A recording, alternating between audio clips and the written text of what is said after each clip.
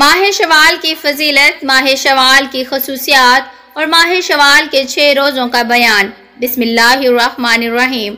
معزز ناظرین، اللہ تعالیٰ نے سال کے 12 مہینے بنائے ہیں اور ہر مہینے کی اپنی اپنی جگہ پر بہت سی خصوصیات ہیں، جن کی بنا پر اللہ تعالیٰ نے ہر مہینے کو دوسرے مہینے سے ممتاز رکھا ہے۔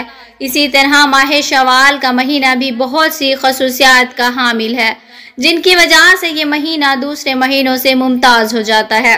ناظرین، ماہ شوال کے ممتاز ہونے اور دوسرے مہینوں سے اپنی الگ پہچان سنیے۔ اس ماہ شوال کے پہلے دن کی وجہ بھی ہے، کیونکہ ماہ شوال کا پہلا دن عید یا عید الفطر یا چھوٹی عید بھی کہلاتا ہے، اور یہ عید الفطر کا دن ہر مسلمان کے لیے خوشی اور مسرت کا دن ہوتا ہے، اور یہ اعزاز صرف ماہ شوال کو ہی حاصل ہے۔ ماہ شوال کی فضیلت کے بیان میں یہ بات بھی آتی ہے، جسے نبی کریم صلی اللہ علیہ وسلم یوں بیان فرماتے ہیں کہ جب ماہ شوال کی پہلی تاریخ یعنی یوم العید ہوتی ہے تو اللہ تبارک و تعالیٰ فرشتوں کی محفل میں اپنے بندوں اور بندیوں پر اظہار مسرت فرماتے ہیں اور کہتے ہیں کہ اے میرے فرشتوں، میرے بندوں اور بندیوں نے جو کام ان پر فرض کیا گیا تھا پورا کر لیا ہے، یعنی ماہ رمضان کے روزے رکھنا۔ اب تم دعا دینے کے لیے ان کی طرف نکلو، اور مجھے اپنے جلال و عزت کی قسم میں ان کی دعاؤں کو شرف قبولیت بخش دیا ہے۔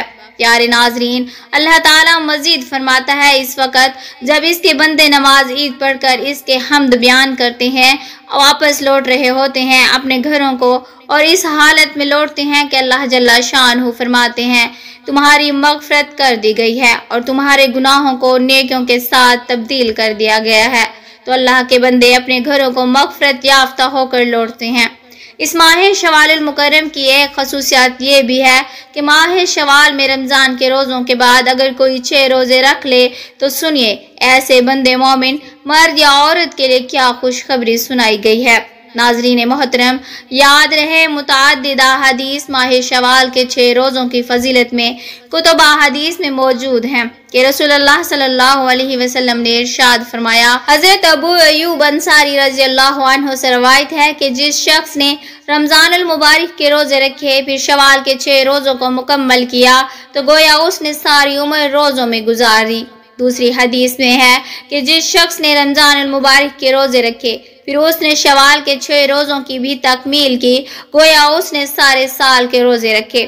اللہ تعالیٰ نے مسلمانوں کے لیے رمضان کریم کے فوراً بعد والے مہینہ یعنی شوال میں 6 نفلی روزے رکھے تاکہ رمضان کے جاتے ہی بدعات و اذکار کا سلسلہ ختم نہ ہو جائے۔ لیکن ایک خصوصی بات ضرور یاد رہے، وہ یہ کہ ماہ شوال کے 6 روزے جائز اور مستحب ہیں۔ ان نفلی روزوں کو رکھیں تو اجر و ثواب حاصل ہوگا۔ اگر کوئی شخص یہ روزے نہ رکھے تو اسے لعن طعن کا نشانہ نہیں بنانا چاہیے، کیونکہ یہ مستحب روزے ہیں جسے رکھنے پر ثواب ہے اور نہ رکھنے پر کوئی مواخذہ نہیں ہے۔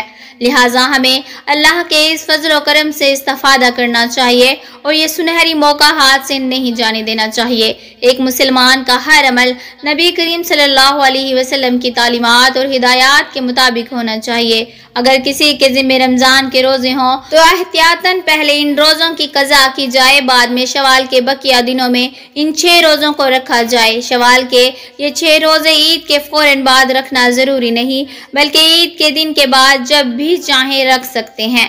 بس اس بات کا اہتمام کر لیا جائے کہ ان 6 روزوں کی تعداد شوال میں مکمل ہونی چاہیے۔ اللہ رب العزت اپنے بندوں پر بہت مہربان ہے۔ اللہ تعالیٰ کی رحمت تو بندوں کو بخشنے کا بہانہ ڈھونڈتی ہے۔ بندہ نفلی بدعات بجا لاتا ہے، بظاہر چھوٹی چھوٹی نیکیاں اللہ کو پسند آتی ہیں اور بندے کی مغفرت فرما دیتا ہے۔ اس لیے ہمیں چاہیے کہ نیکیاں کرتے رہیں۔ اور شوال کی ایک خصوصیت یہ ہے کہ اس ماہ شادی کرنا اور رخصتی کر کے نئی نویلی دلہن کو اپنے گھر لانا بہت سے علماء کے نزدیک مستحب ہے۔ جب اس ماہ کو شادی بیاہ کے لیے منحوس سمجھنا بالکل غلط اور جاہلیت کے امور میں سے ہے۔ امام نسائی نے ام المومنین حضرت عائشہ رضی اللہ عنہا سے روایت کی ہے، وہ فرماتی ہیں کہ مجھ سے نبی صلی اللہ علیہ وسلم نے شوال میں نکاح کیا اور شوال میں ہی میری رخصتی ہوئی، تو آپ صلی اللہ علیہ وسلم کی بیویوں میں کون سی بیوی رسول اللہ صلی اللہ علیہ وسلم کے نزدیک مجھ سے زیادہ پیاری ہے؟ اور حضرت عائشہ پسند کرتی تھیں کہ عورتوں کی رخصتی شوال میں ہو، حضرت عائشہ رضی اللہ عنہا سے اس قول کا مقصد اہل جہالیت کے اس عقیدے کی تردید اور عوام کی اصلاح کرنا ہے جو شوال میں شادی بیاہ کرنے کو منحوس سمجھتے ہیں، حالانکہ یہ عقیدہ باطل ہے اور بے اصل ہے۔ افسوس کی بات ہے کہ آج بھی بہت سے مسلمان دور جہالیت کے اس عقیدے میں مبتلا ہیں اور اس ماہ میں شادی بیاہ کو برا اور منحوس سمجھتے ہیں جو سراسر باطل ہے، اور رسول اللہ صلی اللہ علیہ وسلم نے خود اپنی اس ماہ میں ام المومنین حضرت عائشہ رضی اللہ عنہا سے نکاح کیا اور اس عقیدے کے فساد اور بطلان کو واضح کیا ہے۔